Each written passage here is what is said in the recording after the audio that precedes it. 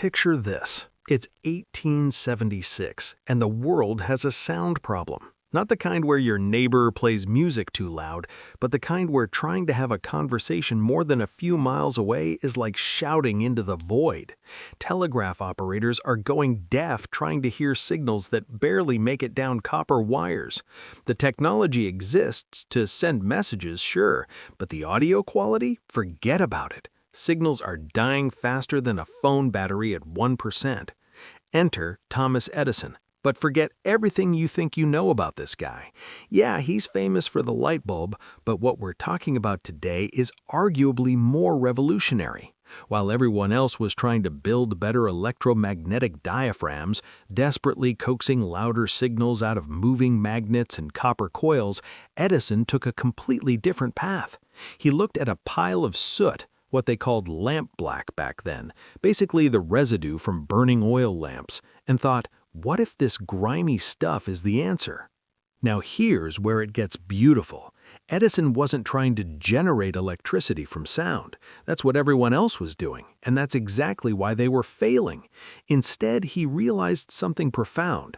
What if you already have a powerful electrical current flowing and you just use sound to throttle it? It's like the difference between trying to push start a car versus just pressing the gas pedal when the engine's already running. The carbon transmitter is deceptively simple, which is part of its genius. You've got these lamp-black granules, compressed carbon particles sandwiched between two electrodes connected to a battery. When sound waves hit the diaphragm, it vibrates. That vibration changes the pressure on these carbon granules. More pressure means the particles squeeze together tighter, creating better electrical contact, lowering resistance. Less pressure, they separate slightly, resistance goes up. And because you've got an external battery pushing current through this setup, these tiny resistance changes translate into massive variations in current flow.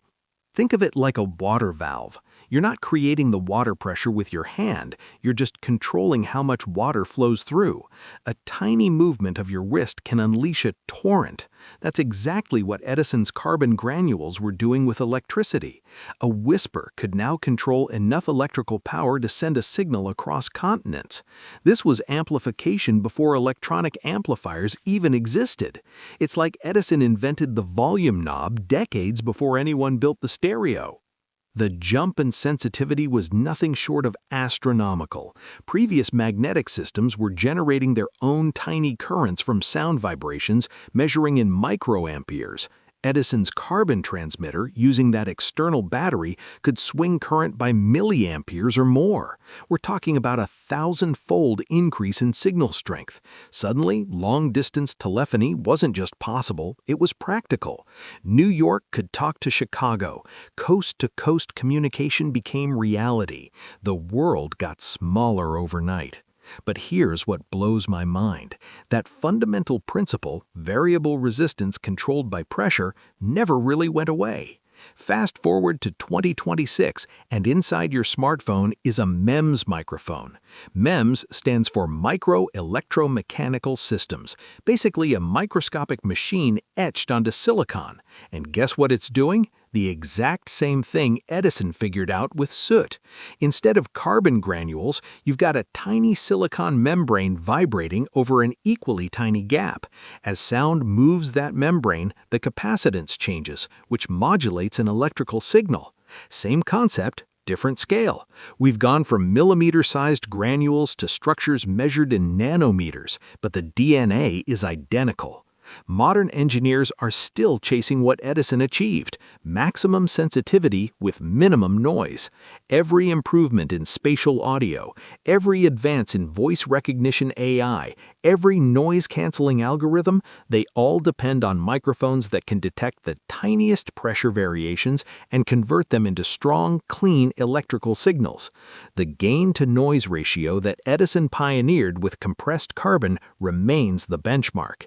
His architecture set the threshold that we're still trying to push beyond. And it all started with what looked like garbage, lamp black, soot, the stuff you'd wipe off your hands and throw away. Edison saw past the obvious and recognized that these carbon particles, with their variable contact resistance under pressure, were the missing link in acoustic technology. He didn't invent better magnets or more sensitive diaphragms, he changed the fundamental approach to signal transduction. So next time you're on a crystal clear video call, talking to someone on the other side of the planet, or asking your voice assistant to play your favorite song, remember, you're using technology that traces its lineage directly back to a Victorian workshop where a guy squeezed some dirty carbon between two metal plates and accidentally invented the future of human communication.